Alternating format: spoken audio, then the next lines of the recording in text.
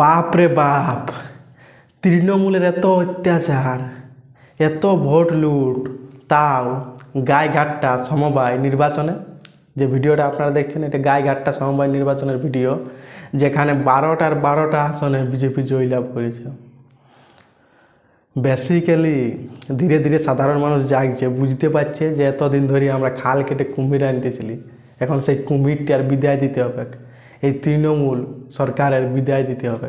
10 বছর ধরে এই গাইঘাটটা সমবায় নির্বাচনে তৃণমূলের রুল ছিল, এই অরাজকতার রুল ছিল, কিন্তু এখন সাধারণ মানুষ বুঝে 12টার একটা সিট পায় নাই, 12টার 12টা আসনে বিজেপি জয়লাভ করেছে।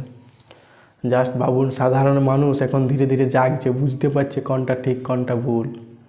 এই অরাজকতার শাসন, এই দুর্নীতিবাজ, এই চোর সরকারটার থেকে বুঝতে পারছে যে বিজেপি সরকার বেটার, বহুগুণ ভালো।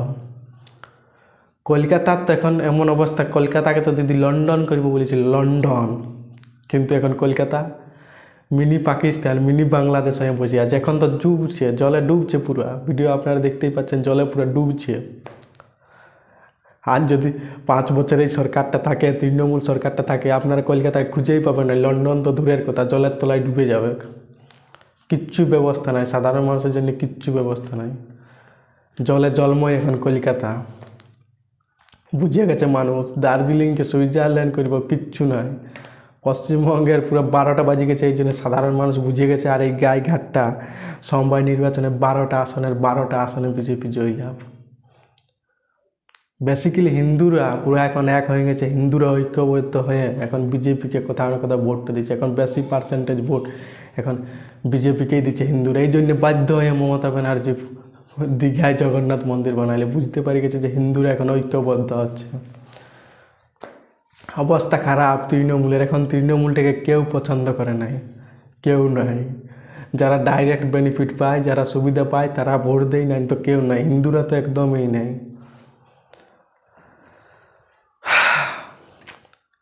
দিন দিন বুঝে গেছে। বাকি আমি হিন্দুদেরকে বলবো, বামেরা, কংগ্রেস, ওরা আসে আপনাদেরকে টাকা দেবে, তৃণমূলের থেকে টাকা নিয়ে আপনাদেরকে টাকা দেবে, বলে ভোটটা আমাদেরকে দিন ভোট কাটার জন্যে।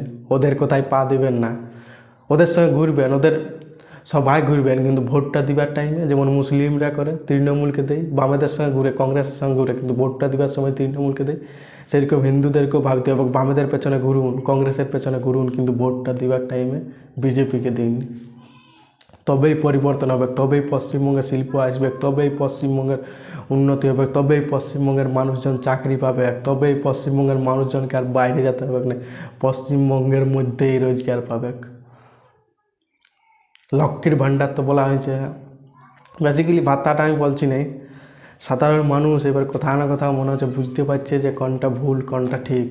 আপনারা দেখতে থাকুন, আইপ্যাক তো সমীক্ষা দিয়ে বলেছে যে তৃণমূল কোটা 178টা সিট পাবে, আর বিজেপি 130-140টা মতন। তো আপনারা জাস্ট ভাবুন, একটু হিন্দুরা যদি ঐক্যবদ্ধ হয়, আর একটু যদি 30-40টা সিট এইদিকে ওইদিকে হয়ে যায়, তবেই তৃণমূলের বিদায়। আপনারা ভেবে নিন, তবেই তৃণমূলের বিদায়, পতন নিশ্চিত।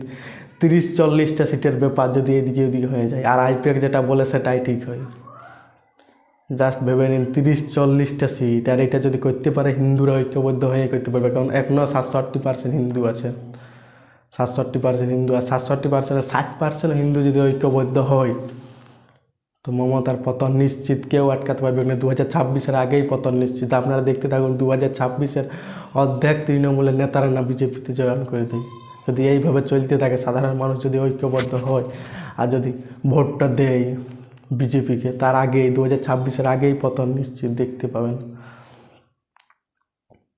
বাকি দিন দিন বিজেপি অনেক পাওয়ারফুল হচ্ছে। শুভেন্দু অধিকারী, দিলীপ ঘোষ, সুকুমার মজুমদার, শ্রমিক ভট্টাচার্য, এই চতুর্মুখী সংগ্রামী তৃণমূলের পতন নিশ্চিত করবে।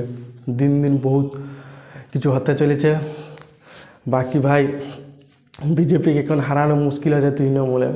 যেখানেই বিজেপি দাঁড়াচ্ছে সেখানেই বিজেপি জিতছে। একাই মালদা মুর্শিদাবাদ বাদ দিয়ে, কেউ কি ওইটা অনেক সেন্সিটিভ জায়গা, মালদা মুর্শিদাবাদ। আপনারা কাশ্মীরের কথা ভাববেন, কাশ্মীরের পণ্ডিতের কথা ভাববেন, আর হিন্দুরা ঐক্যবদ্ধ হয়ে ভোটটা ঠিক জায়গায় দিন।